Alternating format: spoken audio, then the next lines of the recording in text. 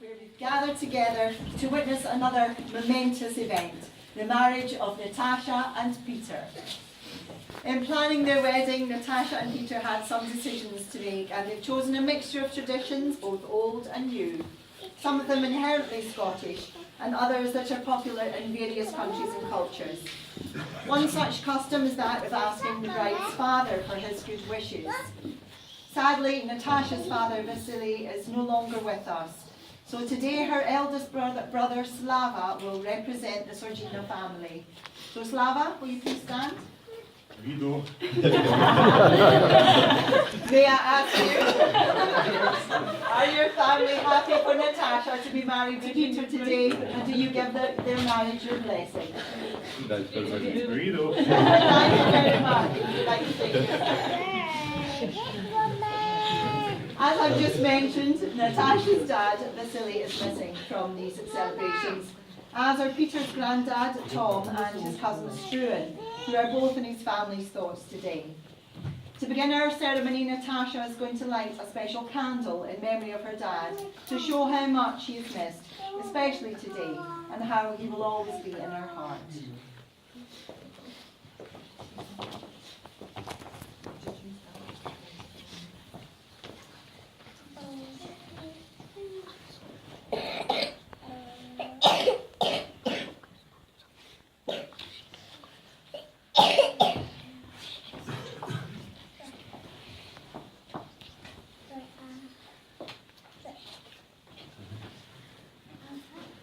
Hello everyone, I'm Gillian. As a celebrant of the Humanist Society Scotland, I'm delighted to have been asked by Natasha and Peter to play a part in their wedding. It goes without saying that this is a very significant day in their lives, and it's made all the more special for Natasha because her family have come all the way from Estonia to support her today. Both Natasha and Peter are delighted that his brother Stephen and his family were able to make the journey from down south to stand at his side as his best man today. Although Peter may change his mind when he hears Stephen's speech later. But seriously, whether you've travelled thousands of miles or just a few, on behalf of Natasha and Peter, thank you all for being here today. Your love and friendship has always meant a lot to them and will continue to support them in their married lives. As I said at the beginning, Peter and Natasha had lots of decisions to make when they set about planning their wedding, not least for Natasha which dress to pick. By the look on Peter's face when she walked in, I think we can safely say the choice she made was the perfect one. She looks beautiful. A decision they found easy was the kind of ceremony they wanted, one in which they had the freedom to express their love and commitment to one another in a personal and meaningful way. And they felt that a humanist ceremony gave them that freedom. For those of you unfamiliar with the concept, the humanist philosophy is that we live one life and it's our duty to live it as best we can, supporting one another and sharing with our fellow human beings all of the pleasures and worries that life has to offer. In many ways, that's what marriage is all about, being there for one another through the ups and downs of life. Since becoming a couple in 2010, Peter and Natasha have always been there to love and support each other. And today is as much a celebration of what has gone before as it is of what is still to come.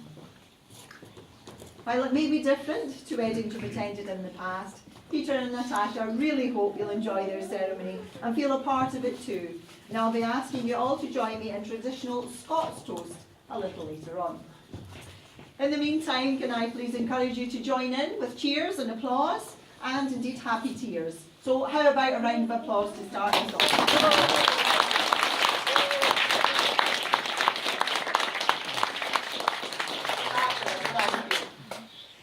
An unknown author once said, "Love is the creator of our fondest memories and the foundation of our fondest dreams."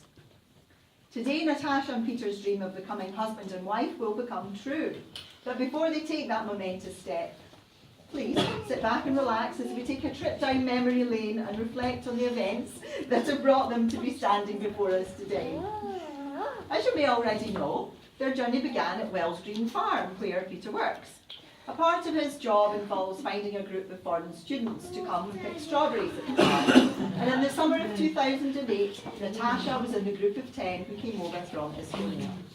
It just so happened that it was Natasha's phone number that Peter was given as a contact. But Natasha could barely speak English at that time and admits to being a little frightened of Peter. Well, let's face it, he is pretty scary. Anyway, circumstances being what they were in Peter's life at the time, the 7-week season came and went without incident. Although Peter says that they were a great group of people and in amongst the hard work they had a lot of fun. Fast forward 2 years, and for some unknown reason Natasha and a few of the others in the group decided they wanted to come back to Scotland for some more torture. Arrangements were duly made, and this time Natasha's twin brother Grigori joined her. By now Peter was single and ready to mingle. However, Natasha was still a bit in awe, which Peter says was because of his manliness. Again, nothing happened for a while. The girls are laughing. But Peter began to talk to Grigori, and in turn Natasha became more confident and started to speak to Peter. To quote the American author Dorothy Tennov, "Love enters your life pleasantly. Someone takes on a special meaning. You suddenly feel a sparkle of interest in somebody else, an interest fed by the image of returned feeling." Once they'd begun chatting, Natasha and Peter realised there was definitely a spark there and started to meet up outside of work. But just as romance began to blossom, Natasha had to return to Estonia to complete her final year at university. Although it wasn't the same as being together, Natasha and Peter kept in touch via Skype, phone and text, and visited each other as often as they could during holidays, with Peter's trips to Estonia giving him the opportunity to meet Natasha's family. After graduating from university, Natasha was off